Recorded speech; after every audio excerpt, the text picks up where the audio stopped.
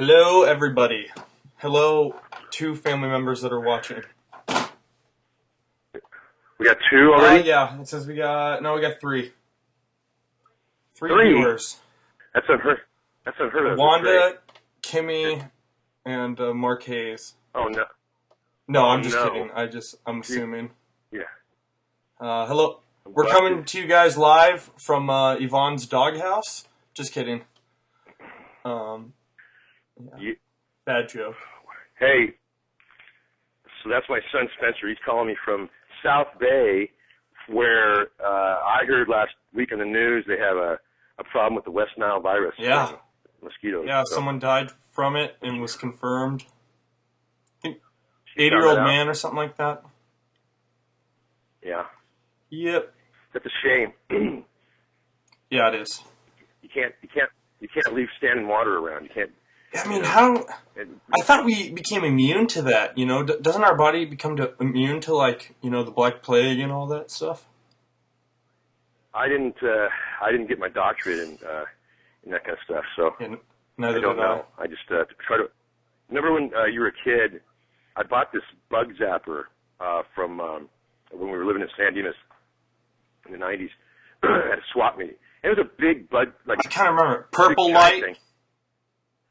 Yeah, it was intense, and what we put on the porch, and all of a sudden it was like bam, bam, bam. It was like a slaughterhouse, and I couldn't take it. I was like, this is horrible. It was unfair to the bugs, you know. So I just took it down finally. I was like, forget it. You know, they have a reason for being here. So. Yeah. So what's new with you? What have you been doing the last week or so since we did this? Well, I got a toothache. Toothache.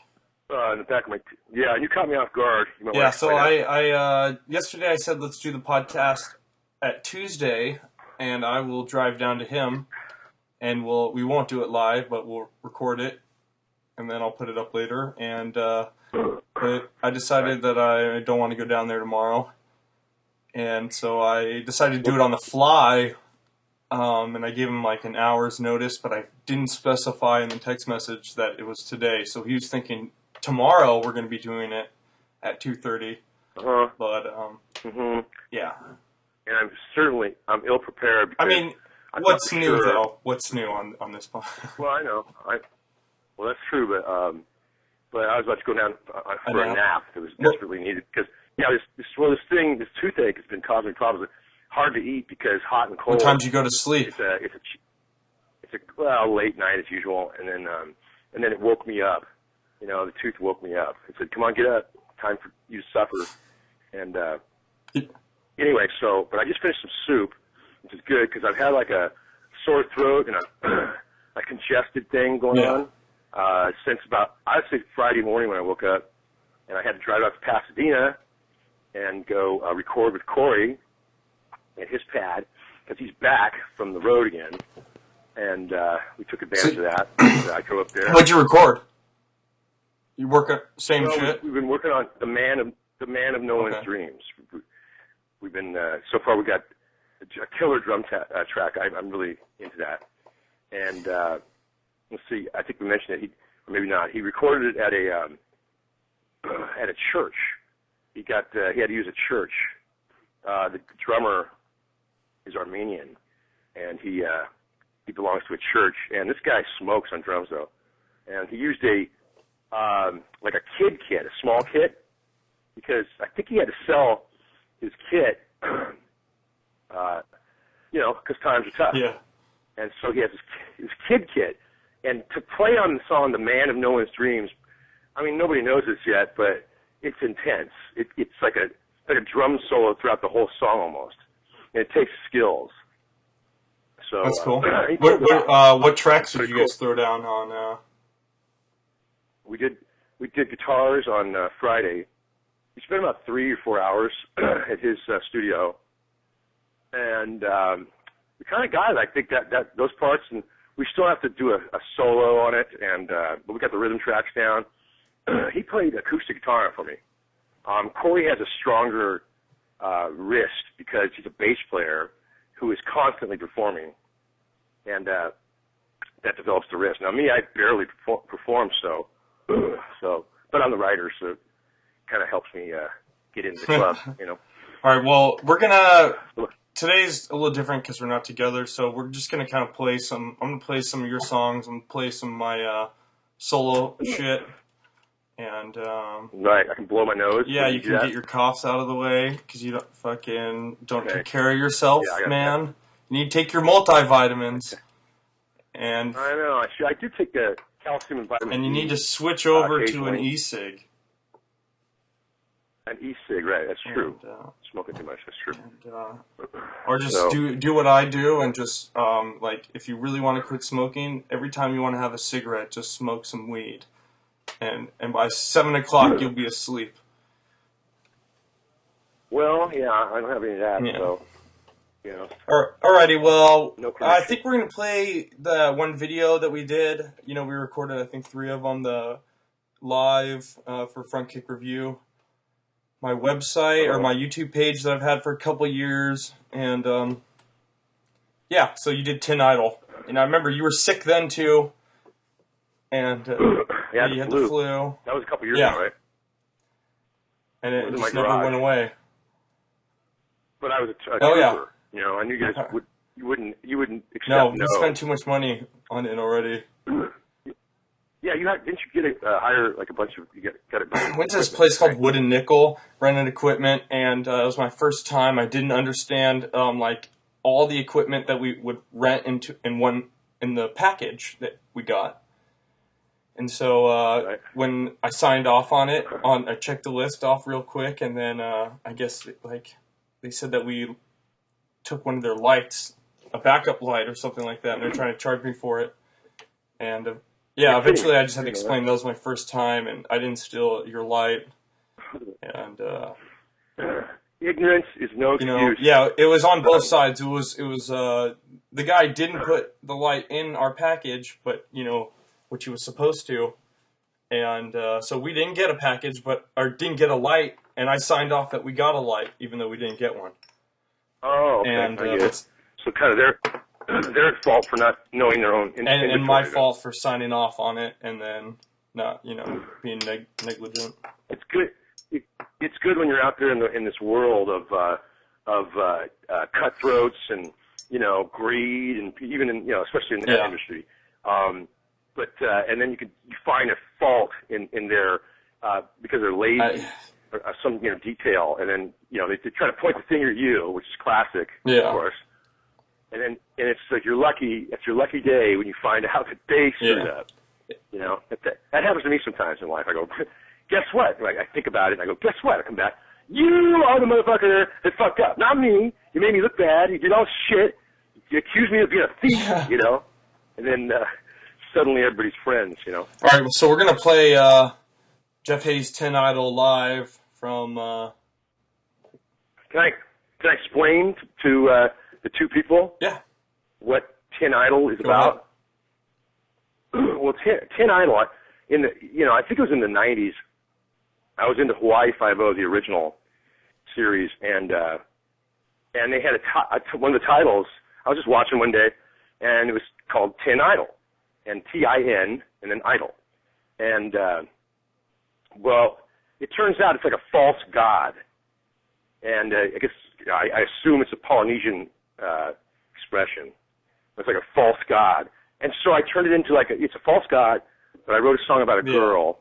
She's Persian, and she does exist, and it's just about it's about a car, a tin idol, a woman, a tin idol, and a false god. All right, that's awesome. Here we go. All right, I'm gonna blow my nose.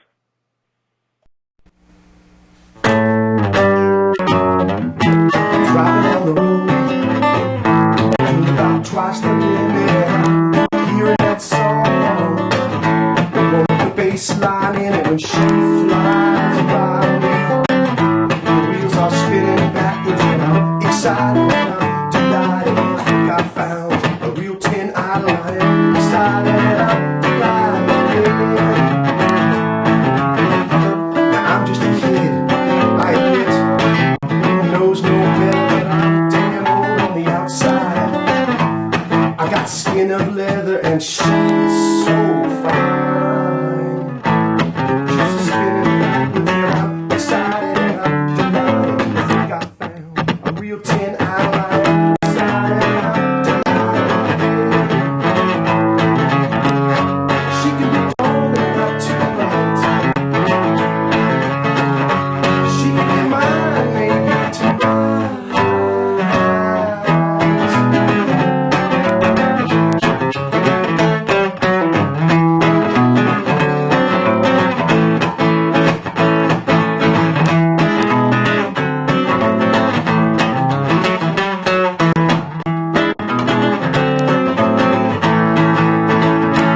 She can be tall and not too bright.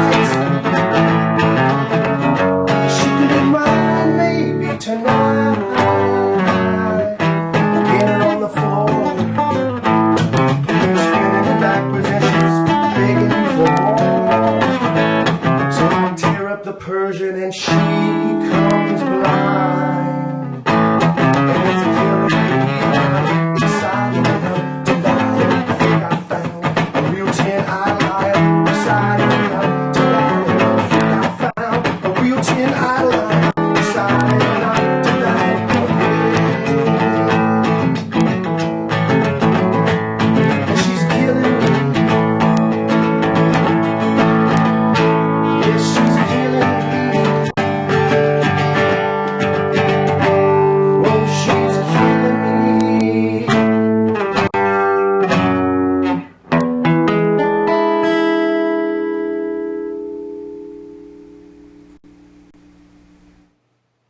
And we're back. That was So you didn't play no, the I whole played song? the whole song. Played the whole song? And went Yeah, back? the 10 Idols. I mean, I think you're also sick, and then it was like camera and lights and shit. You're playing it pretty fast. I rush tempos, according to most people that I play with, you know, and I never noticed it. I was like, you know, but it's the nerves. kind of Sometimes, thing, you know. yeah, sometimes. Not when you're in the groove of things. Well, that's true. Like if I'm in the studio, then it's pretty set. But yeah, I got bagged on for that more than once this year. Once from Corey and Destiny playing live with them. Oh man, seeing Destiny play at or perform at Disney or California Adventure was awesome. She was really good. And it was so cool. She grabbed Connor and Yeah. That worked out because our timing was right, and her show was on, and we all met each other there, and it was a quick show. That's a tough gig. About 15 minutes. Yeah, it's in the sun. In the sun, and then you just you're not like you're not the main attraction. You're not Aladdin. You're not Aladdin. You're not Yeah. goofy. It's it seems tough, man. Yeah, she pulls it off. She's perfect for that gig. You know, it's a style of singing that she uses. Oh yeah. Kind of that I love it. Broadway-esque stuff, and she's very well trained. And yeah, she pulled it off. But she does the same songs every show.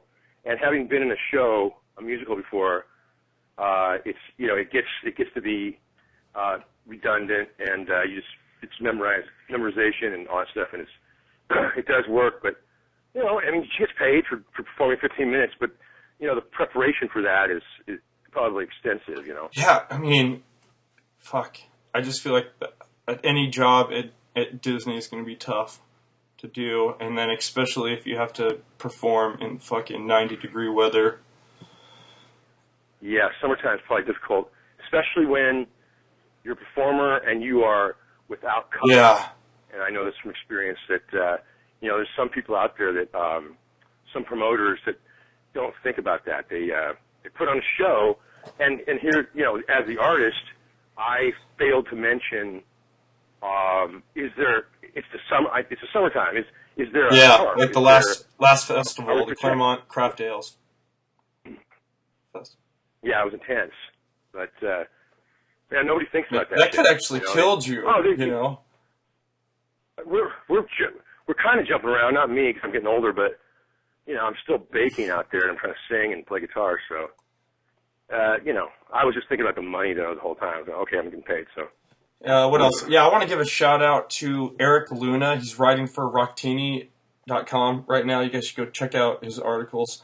And he's just writing fucking kick-ass articles. He's going to the shows and he's getting interviews with the bands. And I don't know, man. This guy's he's fucking amazing. So go check. Isn't he from San Francisco? I think he's from LA. I think. I'm not really sure. His biography's on Rocktinidotcom under contributors. But, yeah, go check him out, because he's awesome. And, yeah, he can write. Spell checks his own shit, And that's rare now. In 2013, someone spell checking their own shit is rare.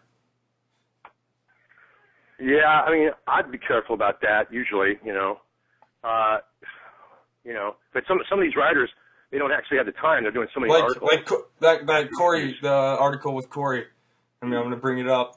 It was good. It was awesome. But there was, just so many spelling errors. Like, the guy just cranked it out. It wasn't spelling errors. More like grammatical errors.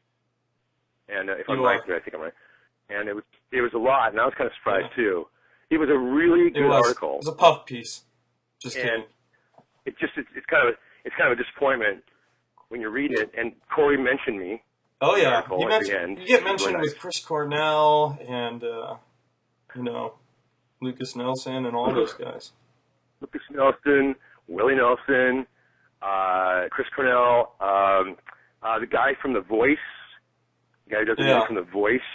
Corey was in a band called Magnetico, and this guy's really good, and he got a gig on The Voice, and he is one of the band members.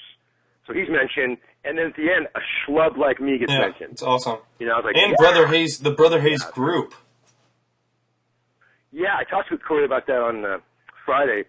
I thanked him for mentioning me, and I said, that thing about Brother Hayes band, the Brother Hayes band. I go, I don't have a band, I don't have a Brother Hayes band. I guess I had to start one. Yeah. And he goes, he actually said he didn't know there was so much said in the interview between the two guys that he didn't know what was going to be used. Well, he said the Brother Hayes group. So, yeah, he mentioned like a band. No, he mentioned like a group of just like writers and artists behind you and you. Mm-hmm. Yeah. Tons of them. Yeah.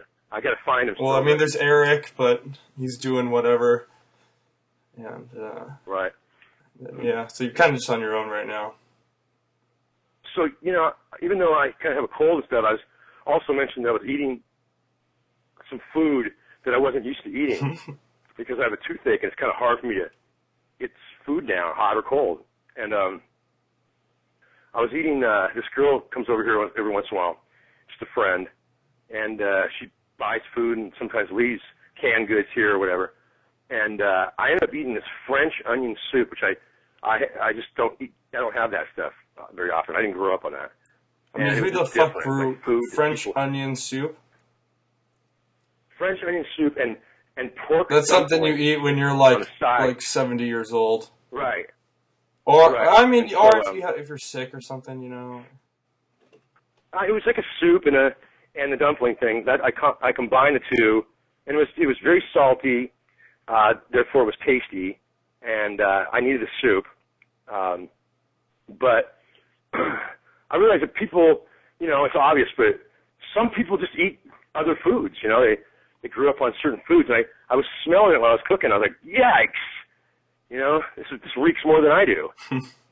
So I got it down. I'm gonna play. I got heartburn. I got heartburn on top of everything. Man, you're a mess. Yeah, thank God this is only like 30 minutes. I'm gonna play a song one of my first songs I recorded with the Dude Lords, and it's called. Okay. Now you record out of the garage. Out of the garage. Right? This one's out of the garage. This is Brandoid Cream, our first recorded song together, pretty much. And as Brandoid Cream. Brandoid Cream. That's a reference to your. Yeah, to our inner leader Brandon, and also Hemorrhoid Cream. But it has nothing to do with that. It has to do with owing money to bookies and shit like that. And or borrowing money from family members and shit like that, you know. Okay. And we did it about 2-3 years ago now. So here it is. Okay.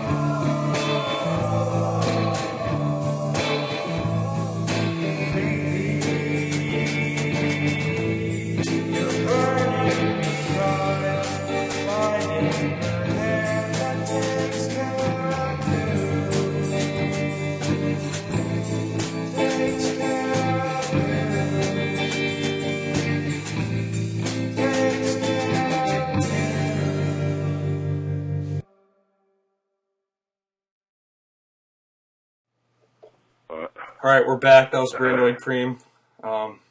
Please don't be too harsh with your criticism. And well, so how did it sound? I wasn't actually listening to it either. But you know that song it's raw. It's pretty cool. It's all like we evolved the song a lot more now. You know, has like a bridge and shit like that. But yeah, I'm gonna play a couple more songs and then we'll talk for a little bit more and then we'll end this motherfucker. Well, what's up? What else? What did you do this weekend? What did I do this weekend? Oh, I went to Wing Chun Martial Arts Academy in Fontana, and I got my butt kicked. We had this Professor Sullivan. He's this black belt, a Hapkido black belt. He's like this, older gentleman, and he just messed me up, man, and taught me some cool moves. You know, so it's like the traditional martial arts. It's not like it's not like anything MMA or it doesn't teach you to like be scrap tough or anything like that. It just kind of teaches you discipline and like how to defend yourself with like crazy moves. But I've never, used any of them or seen if any of them work in real life. What's his background? Is he military? I'm not sure. The trainer, the head coach, the Sifu at the Wing Chun Martial Arts Academy he's military, ex-military, and he's like the highest. I think I might be wrong, but he's like the highest ranking Sifu in America. And he's really cool. He's teaching me more like if conditioning and just like how to adapt Wing Chun into like my other martial arts that I've like trained in or I practiced. Yeah, but is it like do you adapt that to life skills? Yeah, I mean, I think you could. If you want to do good in the gym on Saturday, you're going to take care of your body, the rest of the week leading up to it. And I try to smoke I envy those cigs. All my neighbors, they're like all fit and they're all fit stuff, and fucking. That's what you'll get out of this. Is you'll get enough confidence to get laid. Yeah, they're all getting laid. Yeah. All around me. It's happening all around me, and I can smell it. It's in the air. Yeah, and but I told you two of my neighbors, kind of the closest neighbors, not as well as far as friends or like that, but literally close to me. They both put up for sale signs in the past month. I'm all, whoa! It's because they're working out and they're just getting successful, upgrading. It must be. Well, this is why I figure it. The one neighbor I already told you about, he has a successful business in the MMA. Or I think it's just CrossFit. CrossFit, isn't that no, the same thing? MMA is fighting. CrossFit's like working out intensely. Oh, so he's not a professional athlete. What was that from? He's trying to be the best at exercising. Yeah, the best Kenny at Powers. And right, and so that's the truth. And then all of a sudden, very successful at it, very successful, and gets all kinds of suckers to come do push-ups and pay him. Because they get results, man. I've been noticing. All right, here's my thing with a band. Brandon kind of brought this up to me, or he made me think about it more. Is that I'm in a band. We practice every Wednesday, and but that is the only practice the band members really get is that Wednesday, because they have jobs and everything else, like that, and they just. But they're not like our drummer started playing drums like a year ago, and our bass player doesn't even own a bass cable, or just any type of guitar cable, and and there are lots of musicians like that. Yeah, but they're not very good, and if they are like that, it's because they're great, usually you can fucking not own a guitar cable. Buckethead, I'm sure, doesn't own a guitar cable. He doesn't need to. He's fucking great. That guy could stop playing for a year and be fucking amazing. But what was I saying? Yeah, so with a band, or just any good guitar player, they don't need to play for a long time. They don't need to practice every day. They can fucking take time off and still be amazing. Because he was one of those kids, because I knew him when he was a kid. He's one of those kids that shut himself in. I don't think he fit in. And he probably put the time in when he was younger to become great now. He was really good at the age of 15 when I met him first. See, he's like if you want to do that, if you don't practice and shit like that and expect to be amazing, you have to be like a savant, You just have to be natural, like a phenom. And then, but so in the gym, again, we have to, if you go in there once a week and just do that training, it's going to help a little bit. But compared to those other dudes in the gym that are going in there and doing it once a week, but when they get home, they're practicing on the shit they learned in the gym that week. You know what I mean? The next week, they're going to be able to learn so much more. And what I'm trying to say is that if you practice at home, when you go to band practice, you'll be able to come up with new, like, greater shit as a band. And yeah, I know. What's the old saying? The old saying is something about practice is what you do at home. Rehearsing is what you do together. Oh yeah. So right now with the Dude Lords, we're having a once a week practice because the other two guys don't practice at all, and so then when we kind of just like been working on the same like 5 songs that aren't progressing as fast as they should be. You know, if you work on a song for a whole year, there should be some major fucking improvements. And yeah, I deal with that all the time, kind of. But you know, I'm the same way. I can kind of get away with it sometimes, where because I've been playing these songs for so long, a lot of the songs, they're just, you know, second-hand nature thing. But yeah, I noticed that, like, we get together to remind ourselves of the songs, and we rarely rehearse. Yeah. And you just kind of get away with it, you know. Mm-hmm. So, but look at us, we're not rich or something like that. So it's like maybe that's no. I mean, that's a problem with anything. I remember, you know, Brandon said like no practice, or you know, little practice is better than no practice. You know. And I was just like, yeah. But like more practice is better than that. You know what I'm saying? How could the fucking little practice be better than no practice? But like, that's like if you want to fucking take baby steps and be like a 40-year-old in a band with a bunch of teachers that aren't musicians. So you're comparing it to the MMA stuff. Yeah, well, I think it's the same thing. That like in the gym, you got to fucking put like time and effort into it. You can't just like, I don't know, you can't. I don't go, when I go once a week, I work on what I learned in that gym the whole week. You know, if it's for 10 minutes, 15 minutes, it'll add up for an hour that whole week, you know? And, right. Well, it's cool. I mean, I envy, you know, like the young, and this is kind of cliche, but the Asian, community. Oh, right? yeah. Korean Their work parents, ethic is amazing. You know, Randy Newman has a song called Korean Parents, and it's hilarious. And it's just about like how they learn to play piano at a young age. They have to, and study math constantly, and they're successful. You know, I mean, it was a recipe for success. It was harsh, and during that whole time, you know, in the '60s for me and the '70s, you know, nobody was really pushing anything on me, and because I'm an American, and a hippie kind of.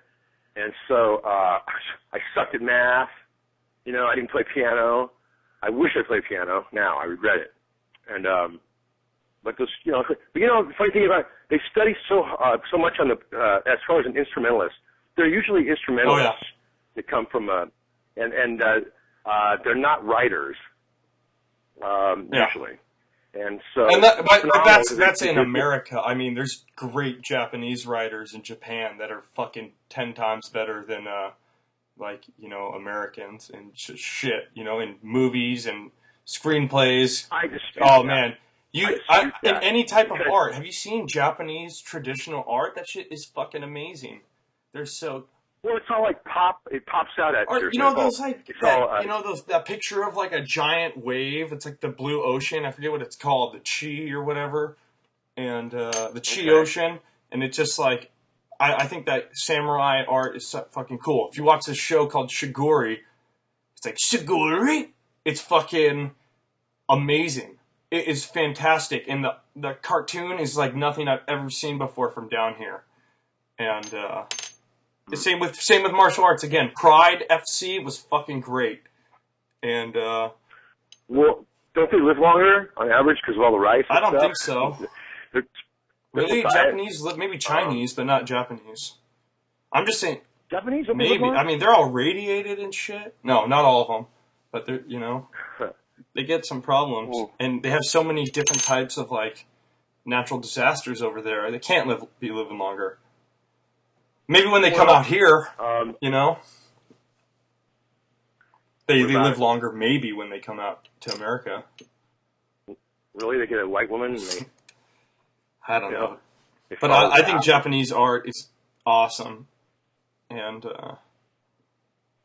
well, I don't know much about it, so that's just, I'm just ignorant, talking ignorance right now. And but I remember them as like I said, them as a culture when they were involved in music in school and colleges. They're just great. Yeah, reciting. But the funny thing I learned is I put out a chart for somebody a few times in my life.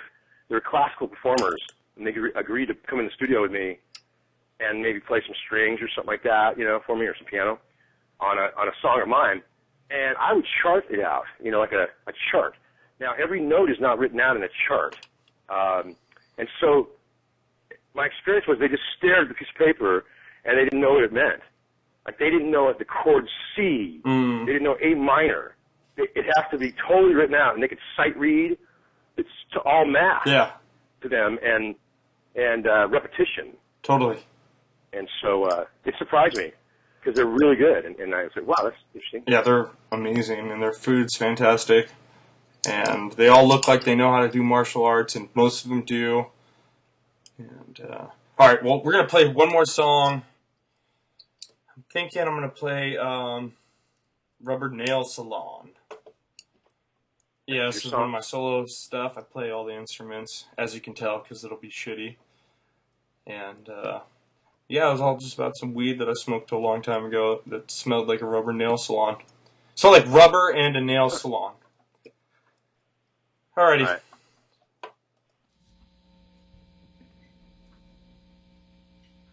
I'ma smoke 'em if I got 'em, but I don't have a problem. I don't know. What you say now? Then I kiss those lips while I talk to you.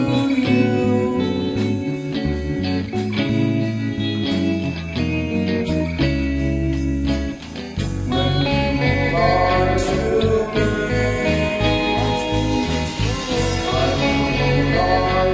me,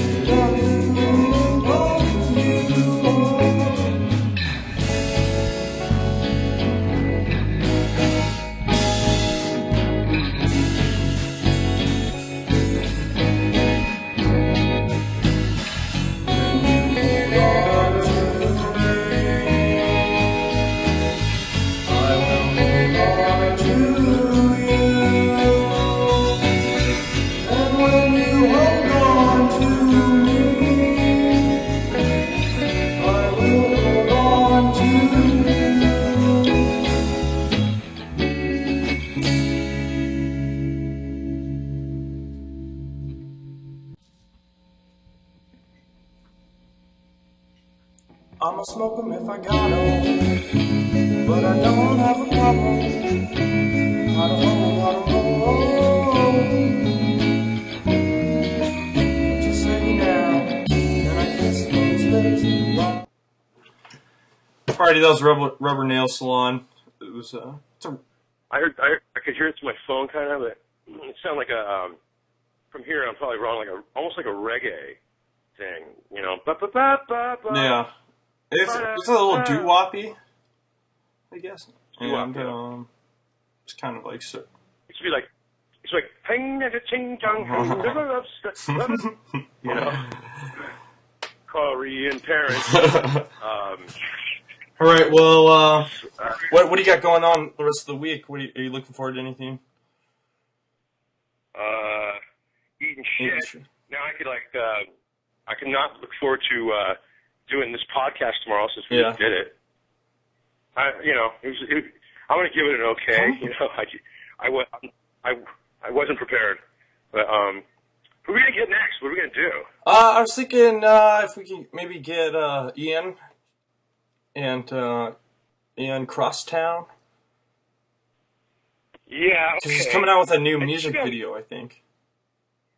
Yeah, it's called, he told me the song, it's called Ollie Ollie Auction Yeah. Free. And only Ian would write a song called Ollie Ollie Auction Free. And it probably... Now, I feel like that's like a song from like Who album. The Who. Like, no, Yeah, who? they would have a song named that. Ollie Ollie Auction Free. Yeah. Ollie Ollie Auction. I don't know. I haven't heard Ian's song, but he's working with some good people, and so it usually turns out to be like an anthem, kind of like a big anthem.